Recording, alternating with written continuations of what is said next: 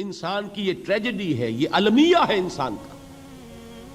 اس کو بھی قرآن مجید کی ایک سورت میں قسمیں کھا کر اذا السماء انشقت، اس کے بعد کیا فرمایا؟ یا ایھا الانسان انک کادح الی ربک کدحا فملاقیہ.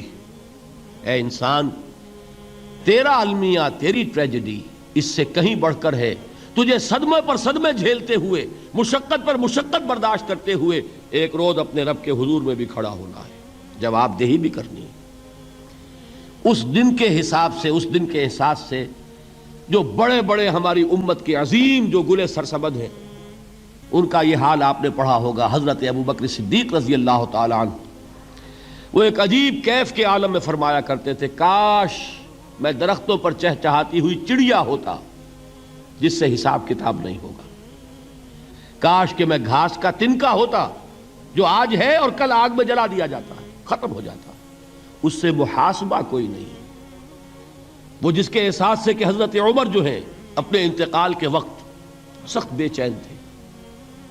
ان کے بیٹے حضرت عبداللہ ابن عمر رضی اللہ تعالی عنہما نے ان کا سر جو ہے وہ اپنے زانوں پر رکھ لیا تو کہا نیچے ڈال دو.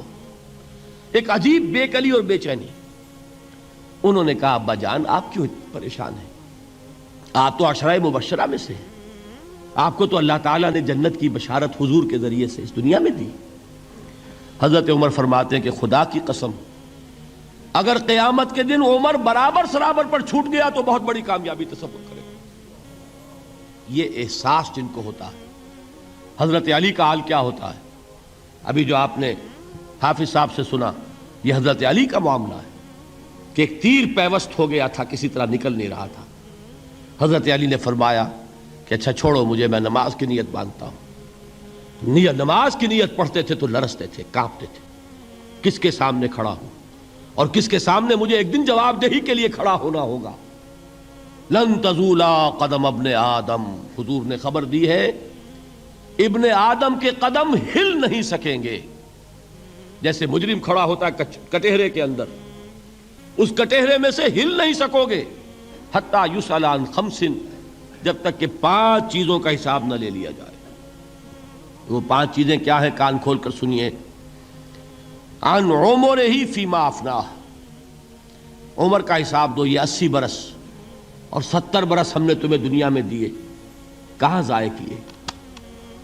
وعن شبابہ فیما ابلاہ، اور خاص طور پر جوانی کا دور، امنگوں کے دن، ولولے ہوتے ہیں، قوت ہوتی ہے، توانائی ہوتی ہے، آدمی چلتے ہوئے زمین پر پاؤں مارتا ہے، قوت جو ہے وہ اپنا اظہار چاہتی ہے.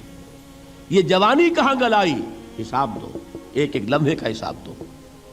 وَعَن مَالِهِ مِنْ أَيْنَ اكْتَسَبَهُ وَفِيمَا أَنْفَقَهُ، ایک ایک پائی کا حساب دو. مال کا کہاں سے کمایا تھا، حلال سے کہ حرام سے، اور کہاں خرچ کیا تھا، گل چھروں میں، عیاشیوں میں، یا نیکی کے کاموں میں، ادائے حقوق میں، اللہ کے دین کے لیے.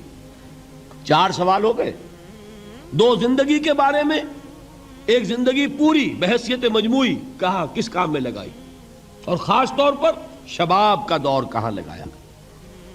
2 سوال مال کے بارے میں، کمایا کہاں سے، حلال سے کہ حرام سے، جائز سے کہ ناجائز سے، خرچ کہاں کیا. اور آخری سوال وَعَمَّا عَمِلَ فِيمَا عَلِمَ، جو علم حاصل کیا تھا اس میں عمل کتنا کیا.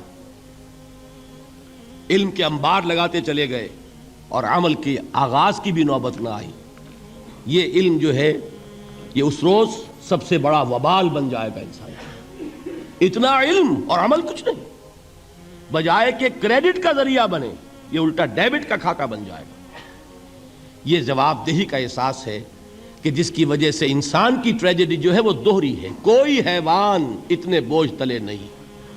مشقت کی، محنت کی، اس زندگی میں ختم ہوئے، اس کے بعد کوئی محاسبہ نہیں. اس کو بھی غالب نے خوب کہا ہے کہ اب تو گھبرا کے یہ کہتے ہیں کہ مر جائیں گے، اور مر کے بھی چین نہ پایا تو کدھر جائیں گے.